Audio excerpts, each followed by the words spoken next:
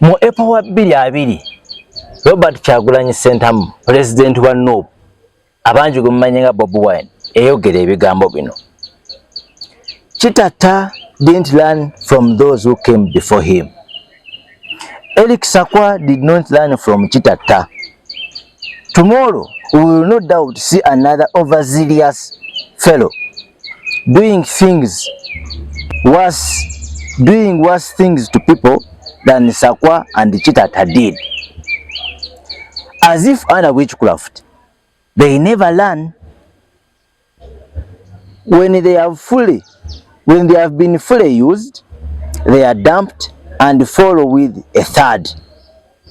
Everyone else always knows how their story will end, except perhaps themselves. Their lives are always predictable as the story of old Chief Kakande. Anyone else remembers this story from the primary school days? Old Chief Kakande was born on Monday, went to school on Tuesday, went to work on Wednesday, married on Thursday, got ill on Friday, and died on Saturday, and was buried, and died on Saturday, and was buried on Sunday. That was the end of old Chief Kakande. I send condolences to the family of those reportedly killed by Sakwa and his men. I send thoughts to those who have been brutalized by Mr. Sakwa, including Pastor Mwanguzi, our coordinator. I send a message of solidarity to people of Jinja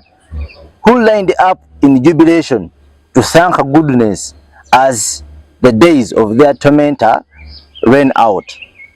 I send a prayer of fortitude and courage to Honzake. I know that one day that's how Ugandans will line the streets to celebrate the fall of their tormentor for decades. Ebigambo ebyo gubabyogerako Mwami Eric Sakwa butwina olunaku lwaleero mu programu ye enganzi The Deep Talk Analysis. Era nga bulijjo nze omulangira Ddembe yona okugikwanjulira. Yonna gy'oli tukusaba ekintu kimu, subscribinga, sharinga. Daddala gwe atwekumirako amaaso. Tukusaba ekintu kimu, you subscribe and you continue to share obubaka butambule. Dekamos TV okutwalirwa awamu omukutu guno guli wansi wa Dekamos Media Services. Dekamos Media Services ng'oggyeko Dekamos TV tulina Dekamos Paper n'olupapula luli online. Ng'oggyeko ebyo tukwata emikolo, tukola obwemusi, tukola obulango n'ebintu ebirala bingi.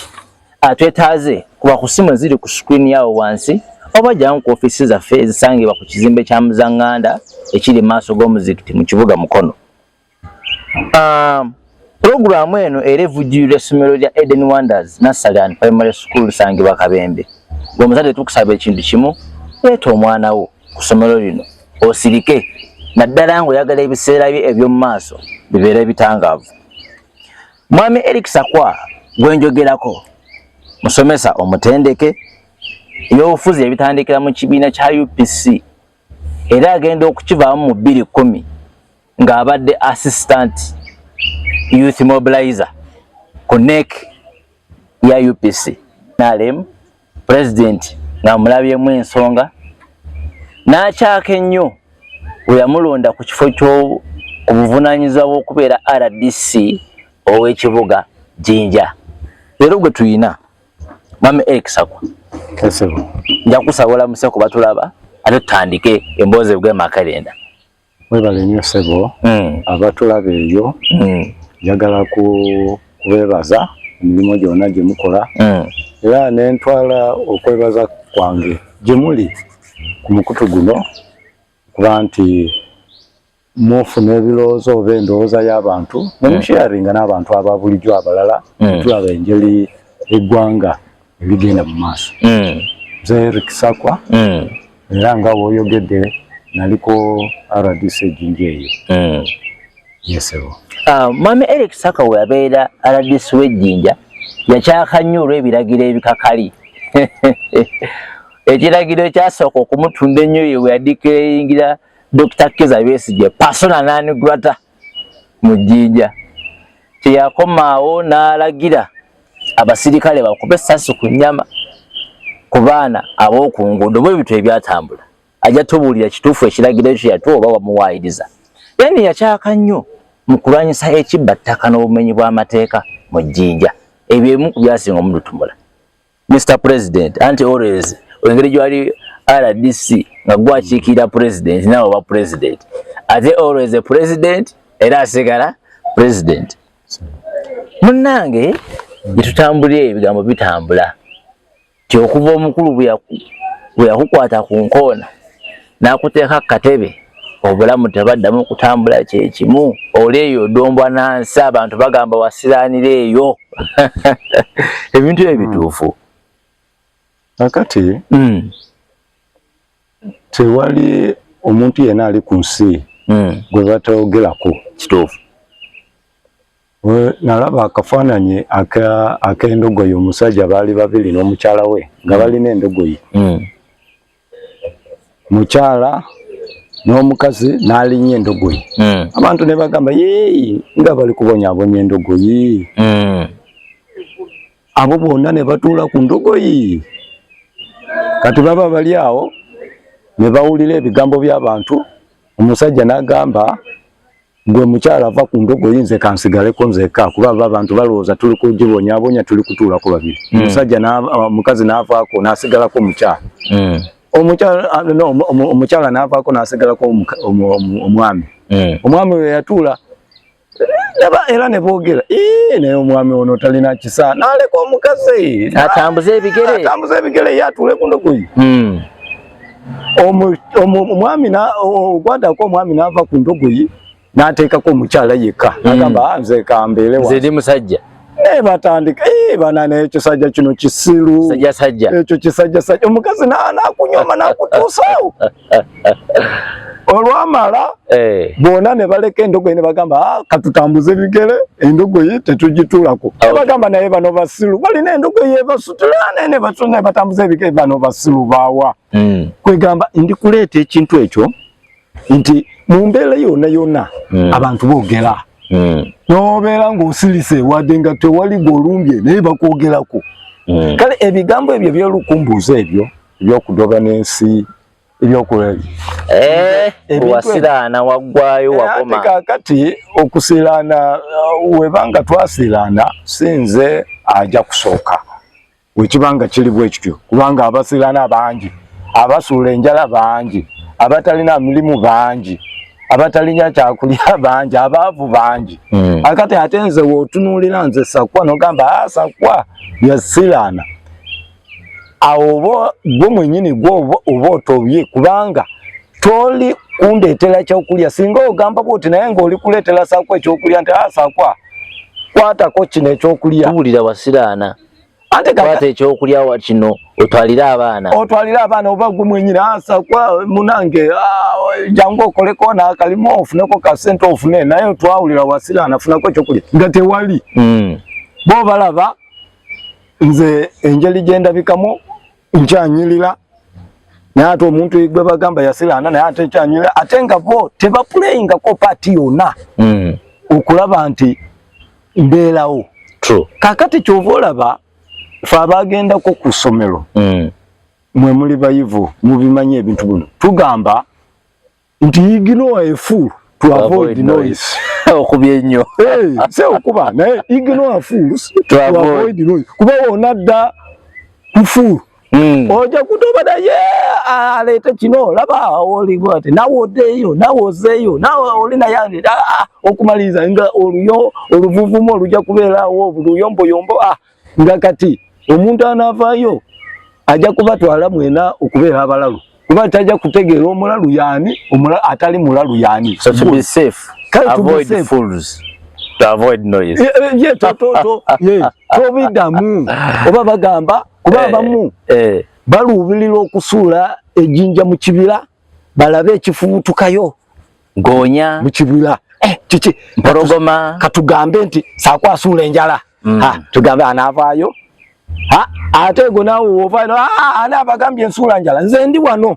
nze nkolera wano nze nfuna ka sente bwe awo gwe chokola bali ku magezi ag'okukwata ejjinja bakasuke mu kibira balabe kiki ekiva mu kibira kati gwe to avoid all that gwe silika mutoba wa chance y'okumanya what about you naye gwe balabanga go progressinga balaba oli kuvuga motoka utoli amafuta gutoli kubasaba nti mpa amafuta naye gwe oli kuvuga weyongera ate gwe bagamba nti yasilana naye ate ali kuvuga ate ayita kubano abagamba nti gwe wasilana gwe bali kutambuza ebigere kale gwe to avoid all of that just avoid fool to avoid noise you just keep quiet usilika busilisi gwe nokola ebintu ebyo era nze nayiga enkola ya president kuba president bamugamba abagamba bayinza kugamba naye olaba president ya reacting ya silika busilisi nakola ye yatuyigiriza nti you just do underground gwe underground oli ali wagulu ekiyitira wagulu otegawa wansi gwe tega wansi bo bali wagulu that is it kati tebantegeera tebantegeera obulamu bwange buli butya abamu bagamba nadda mu kyalo tebanda bate mu kyalo ate kati mu kyalo fena tusibuka mu byalo tewali azaliwa anafiira mu kibuga bamuzike mu kibuga wakati no fena tuddawa mu byalo nze wembeera mu byalo nenzira mu kukola ebintu ebindeetera sente okulima okulunda nze ndina amatooke embale ndina amatooke eka 7 agange eka 7 bwe gati iranza alise kibuga olusi nange contributinga ku mukulise kibuga Kampala ndite ntema amatuki nindita ikanawo kakati nze wentema etoke kati sawa zoli mitwaleje emitwale 5 sawa zino kakati oli agamba nasilana kubata andaba mu kibuga ayagala andabe mu kibuga ngafena tutudde buli omwa tunude mune tewali kyakola nze ndi eri ndukola production ndi kulima ndi kukola ekintu ekiva mu sente wali emabega ko nabadde so busy eli kusomera ye makerere yonge kola nange nadayo ngansoma era kakati nga teba kutegeera undi ayo niyo mutale kale embele yo nze sijifa konyo ne bagera na gwamu no nze nemanyi nganze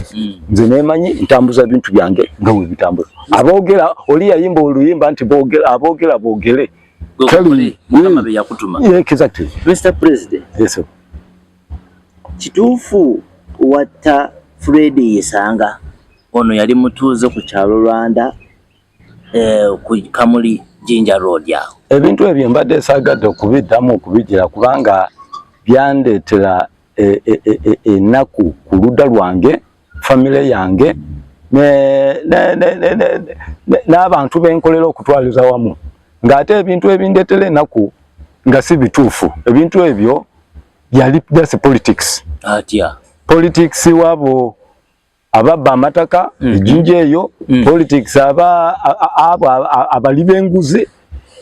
ababba ebintu bya government abali so corrupt nti ne mu office olusi tebabeerayo nga bakumpanya sente za youth level okudu bakumpanya sente za women fund bakumpanya sente za gonde emyoga ebyo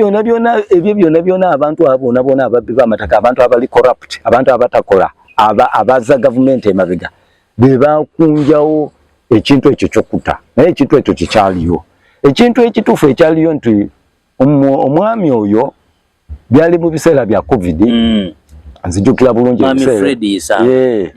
byali bamuyita Charles I think Charles Isanga Fred ka ebiseera ebyo byali biseera bya covid true era present twamanya nti yateekawo guidelines okutangira obulwadde bwa covid okusasaana yateekawo guidelines ze twayitanga standard operating procedures SOPs era ebimu present bye yateekawo nti amabaala yagagala boda tebakolanga taxi tezaziyimirire okujjako emmotoka ezireeta emmere zino eza cargo pickups ezo lore ezo ze yakiriza neza security n'endala za services abalina permit n'endala abalina stickers essential workers. Yes, essential workers nga abasawo ne security n'abana mawulire. Naye kakati embeera yaliyo nti omwami ono Isanga yalina ebaala gyakoleramu. Era olunaku olwo nze nali Buwenge, ekibuga Buwenge ku Kamuli Road ng'ogenda Kamuli ng'ovudde Ejjinja. Naye osanga osooka eno Rwanda gundi Isanga oyo gye yali akolera n'ogenda n'oweyongera. Kati we bankubira essimu nga DPC yankubira essimu ng'aŋŋamba nti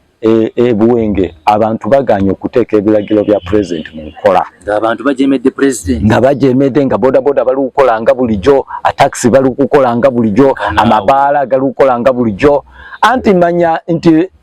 gundi ezo zaali zakatandika okuteekebwawo omulundi ogusooka abantu bali. President yatugambye ne Kampala stop awo. Ante kakata Kampala wano ku center eri ku center ate security ebyokwerinda bili alert nnyo okujja obutafaanana ebweru eyo kati ngaafe Ejjinja ffe twali tulina okuteeka ebiragiro bya president mukola. Akati embeera eyo we nawulira n'enziruka Buwenge. Nadduka nengende Buwenge era nasanga embeera ng'eri bwetyo era nenkolagana ne DPC paka ne tuteeka ebiragiro bye mukola ne tugalawo amaduuka agaali agagudde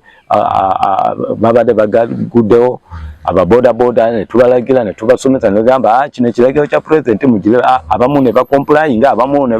baleeta oluvulu kujju then taxi nazo kyekimu ebintu byonna ne tuteeka mukola.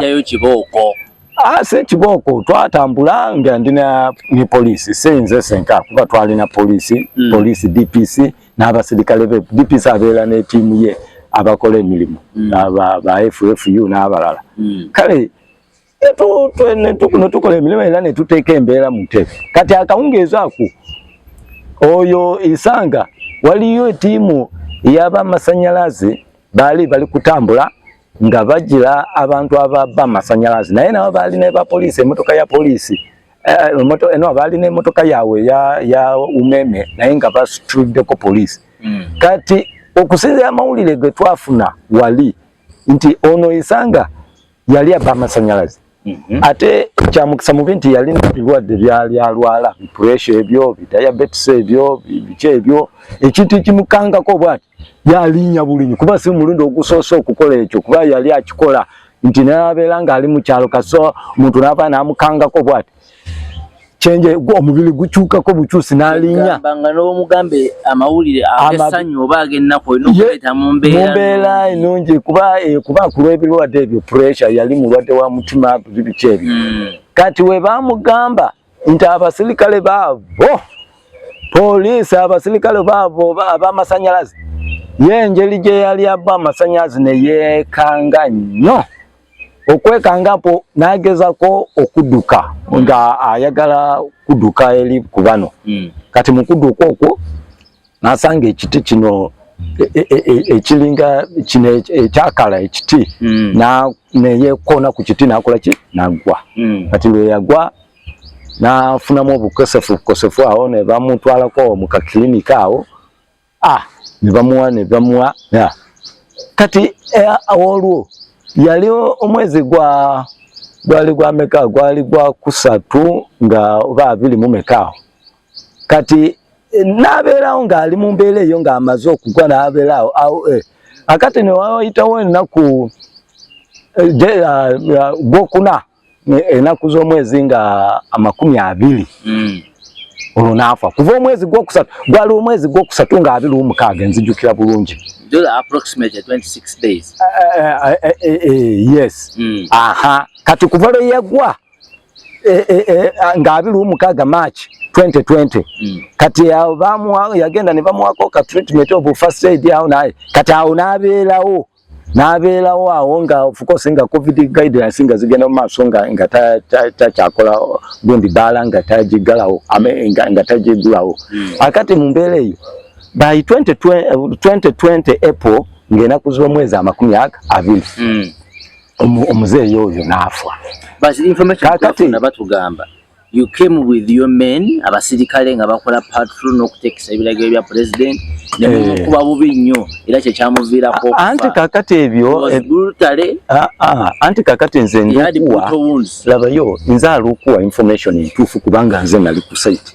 akati ate tojja kuwunda ivate ogambe nti bagamba bwe bati nze sikolera ku byambu kubanga nze naliyo nze ndukugamba ekyaliyo abantu bano byonna bye bagamba mbonze na mu brutalizing ne mukuba n'enzija n'abasirikale bino byateekewawo just by corrupt officials kuba bali balabye nti kano kokakakisa ke tumukwatiddemu tumuteekeko ebigambo tugambe nti yabakuba yamukola kubanga banda bange mpitawo ne pick up ng'angenda Buwenge nate abantu benagenda nabwe Buwenge nze nakoma akawungezi saa 12 nayitawo kumacha nenkoma akawungezi saa 12 nga bino already bikole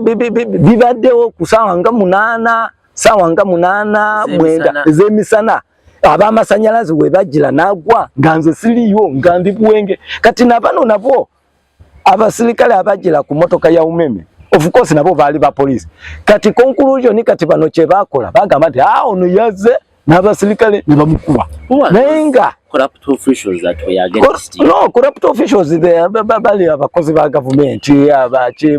bangi nnyo abantu abali mu jinja omwo ba corrupt officials bali bangi omwo mu jinja ababbi ba mataka mwalaba ensonga eyaliyo kuba wakati wange ne balieku ne oyo yaliko MP balieku mwalaba ebyali mu mawulire yes ettaka lyali kubba eka 13 wali ku Kyabazinga we plot 23 wali ku Kyabazinga we walinga ku bridge new bridge wali awo ettaka elyo lyotunuligawo yali alikuba eka 13 nga ettaka already released with another person to party nayenga yenga alikuleta yakosa obukujukuju nga ayitira mu council na bisele yali municipal council nga tena afuka city council yali municipal council na ayitira mu council waliyo speaker wa council yo bamuyitanga Bizitu yali wa FDC bisele binaye nachuka nada mu nupu oyo yakunja bigundi nafojinga bisigini minutes ne signatures z'aba councilor ne bakyusa ne bagamba etaka tu lizi tujigabye okuva ku terupati tujiwadde baliye kwatenga bagunja webi jase ebiwandiyo kakate ebintu ebyo bye bayagala nze mbeeremu involved nze ngambe nti kyokola kituufu tujja okuwa sente bakusuubiza bajja okuwa sente nze n'interview kakati ebintu ebyo byonna ababbi abo bali ebintu kwegamba nali already nali natandika okubalwanyisaako ebintu ebifaanagana kati kino ekyokujja kya Isanga kyajanga just something to spark off ekintu ekibadde ekikadde ekibaddewo kye babadde bano sibalye kuyeka nkugambye nkuwaate kyokumbuzize ngaani nenkugamba nga balye naye toweesiba nti balyeku si balye kuyeka bali bantu bangi abantu ababbi bangi si balye ku council wali abakansala mulimu ba politician mulimu abamu bakola mu state house abamu bakola there are so many kale abantu bangi kakati naye ndukwa chokola kati chokola bilako nga RPC waliyo RPC ono gwe bayitanga bamuyitanga mko report obala bajitanga lafters ebala ye ate ne gundi ani balyeku naye yaline ebala bajitanga backs bar kati ebisela president we yatekerawo directives nti tewali bala ekola tewali boda etambula tewali kikola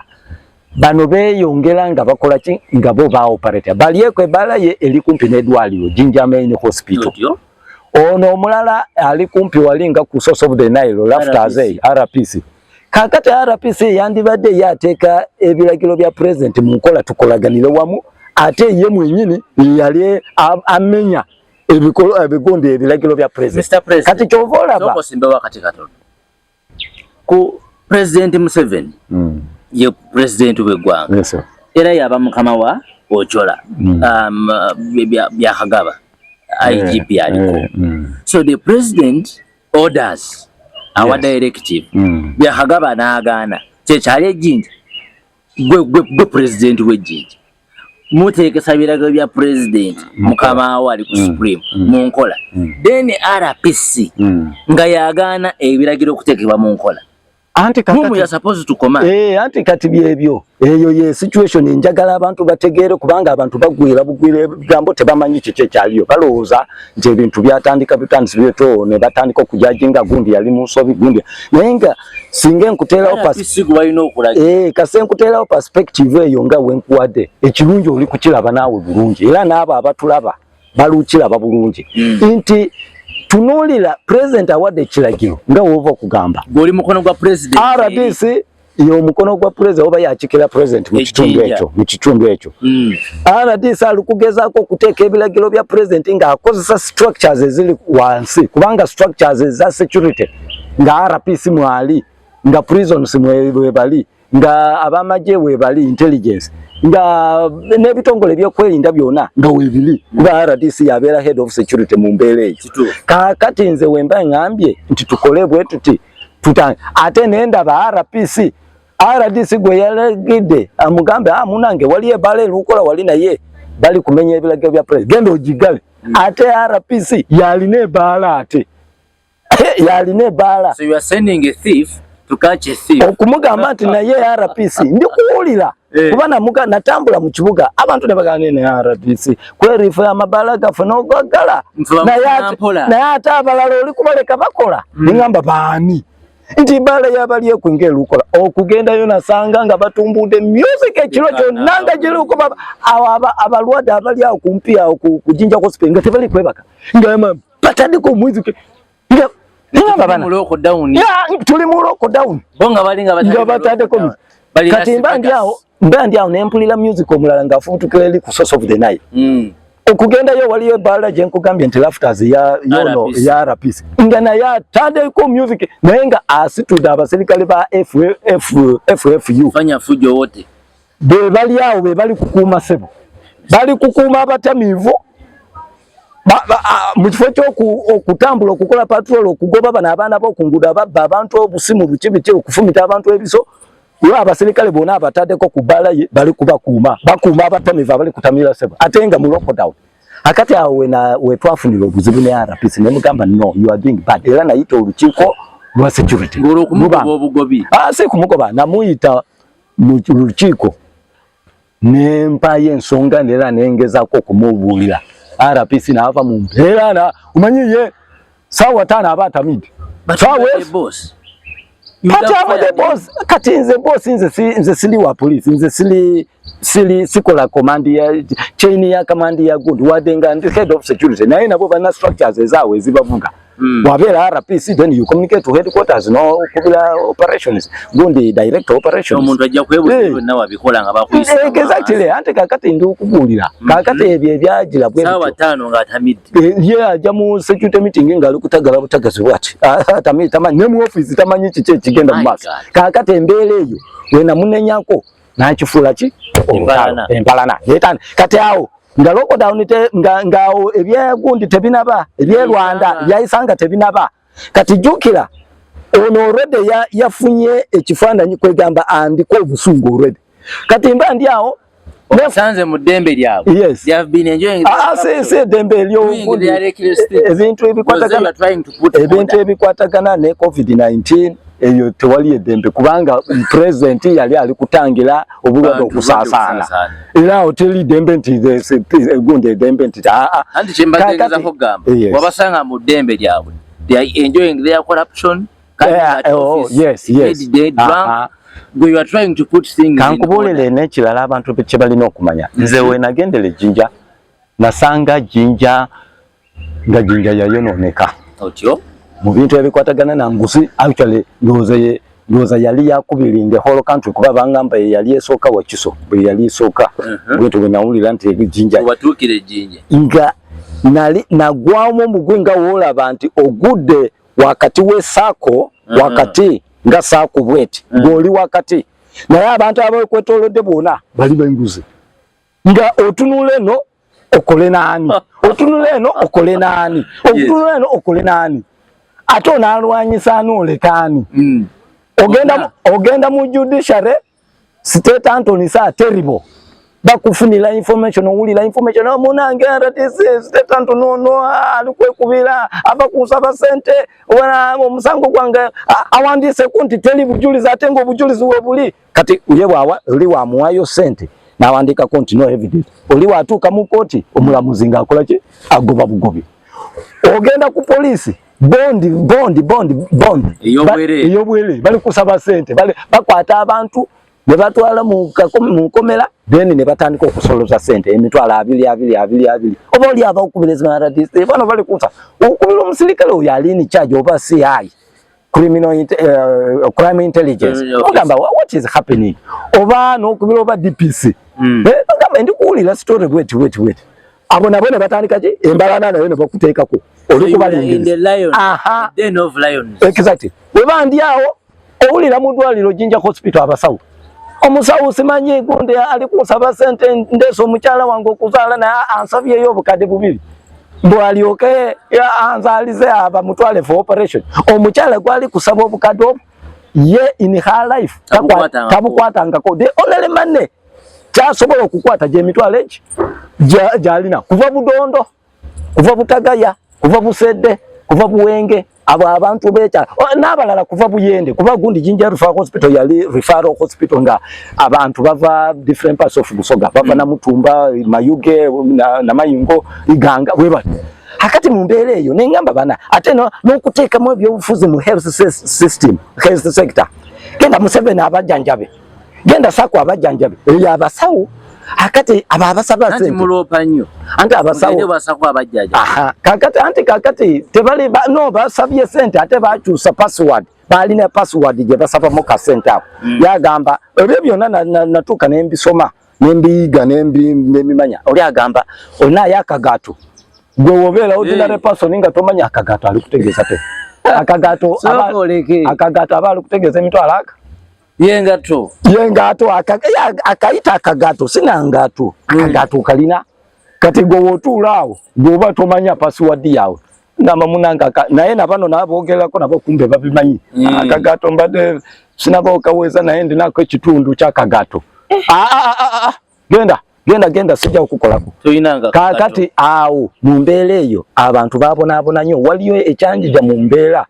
omukazi yava Budondo nga n'emitwalo 2 kwegita ayagala kuzaala omukazi ali kwefulungulira kutaka ng'ali mu leba zimutandise naluko omusawo ng'akutte obukwasi bwati n'agamba bring 500,000 lete emitwalo 5 ndyoke nkukoleko sekukole no ebintu ebyali live ku gundi era bamawulire mwe mwabiteekako era kubaka nakolanga nabo abasawo basoma okutaasa obulamu tasobola kulama ye teyaliko no ebintu ebyo tebyaliyo kale embeera eyo kale ekyo netukola ki nenziruka mangu nengenda mu ddwaliro okutuuka mu ddwaliro kwegamba nene buzabuza kuba wali engeri gye nakola camouflage okwebuzabuza ne batantegeera kati ne balooza nenkwata ekigundi akasweta bwe kati nenteeka mu mutwe nekikofiira bwe kati nengenda oli n'ayagala sente ng'asabye emitwalo 5 kye nakola nagenda mu ddwaliro yasalako ekiseera kyatuuka n'asalako nti ayagala emitwalo 30 nengenda mu banka nenzigyayo sente zange ne photocopy nga sente ezo nempono bawo omukyalo ono n'atwalira omusawo okumutwala bw'ateera twakwatirawo oba ate gwe nawa sente yali wa police wa crime intelligence n'amukwatirawo kati awo ne tufuna obujulizi kati okubba eddagala nga biyitiridde bateeka mu bijaketi bino bagira round driver na in a ditch of angry corrupt people yes exactly kati awo oba obilese ogenda mu masomero it is worse omasomero ogenda oli akola enrollment n'ayongeramu abaana bali 5 ayongeramu nti bali 15 afune sente za capitation grant za abaana government zesindika buli mwana oba emitwalo 5 za capitation grant ngate bafiliza government sente mpitirifu abaana bali 5 ali kugamba 15 kati gwe tunulira 10 abaana 10 bampeo ghost children oba ghost students ngate baliyo naona ali awandizema kati we bafuna sente ezo ne batandika dio afuna gundi ani bona aba system ya weli corrupt yona ne bagabana sente oba liao ogenda ku mu health centers eyo mu byale eyo ku checkinga osanga tebakola omuntu yajja ku Monday na signing ekitabo akoma ku Friday na ye wakati yao assigninze 4 days in advance. Mr. President. Checho assigninze nabirabako assigninga 4 days in advance aze kumande Tuesday taliyo naye yassigninze te yabaddewo yaze kumande naye nga Tuesday taliyo assigninga wa so abantu benakolamo abo ba health officials bakolanga ebintu amanyanga mangi omuntu wa signingira 4 days in omusawu aja kumande akoma ku Friday naye ate wakati wa Monday wajide ku Monday Tuesday tagenda naye signinga 4 days ekitabo nti wabaddewo 4 days in advance Monday tale yaze na signinga ne Tuesday atenga Tuesday tenaba kutuka wencha Wednesday tenaba kutuka bwalula na mubufunzi bebe ukobana kati nze nakuliyete kwegamba embeera gye nakoleramu nkugambye nasange ekintu olwedde kivundu okugezaako okutereeza kyali kintu kigumu nnyo nali mu buzibu bw'amaanyi kubanga nalyo so many enemies webale nafuna so many enemies mugundi mu police RPC yeka police yonna wogenda mu judiciary wansi eyo abona bo kubanga embanenyako ngamona munakola bwe buti wogenda mu education bali ku falsifying gundi capitation grant nga bateekamu abaana b'empewo abantu abo nayo bantu wogenda mu environment oli environment officer yandi bada keeping environment because is the environmentalist kuba bya nasomero ndimanyi akati kolero nga Sunbelt elikole engoye lijira gundi ebichafu amaza amachafu agarangi negafuluma direct batwala direct atenga amaza ago gali no kuberanga gali treated gali no kubera ne laguni geba treatinga negata kubera obutabera gabulabe okugenda munya naye bano kyebakola bakola pipe emabega we factory bajira direct kakata ate environment officer eyandi bada ateka mu nkola nti no wano temuli ku complyinga ne environmental standards ate environment officer agenda ne bamuwayo kabasa kamitwala nagamba bano bali da complying ate nga nedda akate ebyenze nagenda ku site okulaba these people Gaza Ante kakati omanyi ante kakati ekyaliyo nkubulidde nti police yali involved judicial already nalina issues with the judicial akati eki crime intelligence abo waliyo mulala wali abalala nabo aba DPC bani abo akati abo balina issues kati issue ya Isanga we ya happening ne bakwatagana ne politicians kati politicians of course nabo bamanyiti of course baliye kuna abalala si baliye kuyika naye waliyo na abalala abali waliyo bakansala abali babba amataka agenda wano wetuli wano nagamba nyumba ino ya ajikube kifano na atwala wali mu gundi na printing echamu nagamba nyumba ino yange omubuze echapo kifunyo ntya na otunula kuchapa yakachifuna na ye na mukadali yao olusa amaze emyaka nga 40 na mukada ayinza kubanga talina chapa naye nga nanyiniwo ona alina chapa naye ate si nanyiniwo omanyi mu Uganda bagamba amateeka gagamba nti omuntu alina echapa ye nanyiniki kati bo bafubako ne bafuna echapa awo immediately naye nga si bananyinibo atalina chapa na mukada abade emyaka 4 ye gundi yalina chapa talina chapa naye ate ye nanyiniwo akati awo wali gundi ize ebyenze na bigano ngam omubuza wajjaddi tamanyi echapa bakachifuluma kipya tuko kuva mu computer ona mukada agamba nze nali wano emyaka 4 emabega n'abaana ezali ne mu 7 tanaba kujja n'abaana enzalidde wano lero okuba talina kya kati embeera kati abo se kutula ba coordinating definitely ensonga ya Ensanga we yagwawo bano ne balabanga opportunity yasokera dala of course politician jokera akasaya twali tugenda mu kaseera ka kulonda byokulonda elections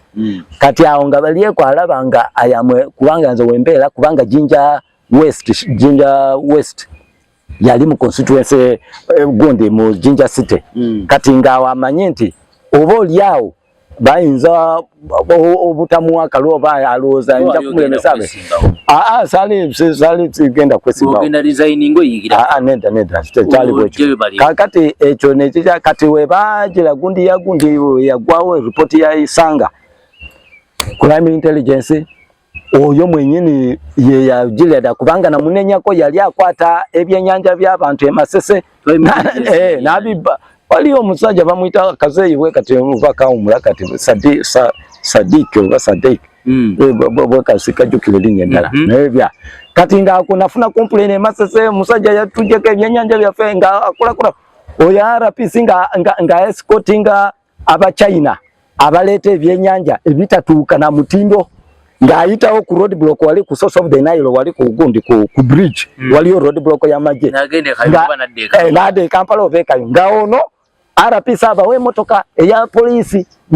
neteekako kano kasiraini nekakuba ne bayitawo bwisi nga tebasasudde emisolo kati watuuka wali ne bagenda nga ye bamuwaayo sente ng'akozesa abasirikale aba FFU okudeployinga in personal areas ne bamuwaniye sente teziyingira mu gundi mu account ya police treasury akati embeera eyo ye yalaba nga tukubale message kati byayisanga ebyagwawo kati ba coordinatinga bonna RPC nalagira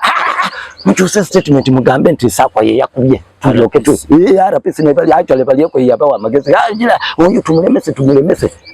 beragira che ndandi awo gundi crime intelligence ne bimugwako anti kati nafuna gundi okiragiro kuva wa RPC genda okole imbi report crime intelligence kubanga dayandi ko busungu na mulemese bye Masese naye nakola ki nasituka okutwala mu koti omulamuzi nagamba naye mufunye kubanga naye namujira okutwala wa State Anton oyo naye namanya nti ono naye tumufunye kubanga nabanenyanya nyanda ebintu ebikwataga kubye kwegamba yali syndicate kati kwa kutekako ebyo nebafunyakiriza bwe batyo enze nalina ku radio ejinje eyonge tuli kwogera bya covid ne minister wa local government ne banzija ku radio neba wansi mu meza nga we sakwe kabana ali mu wale tama jine bagetuza studio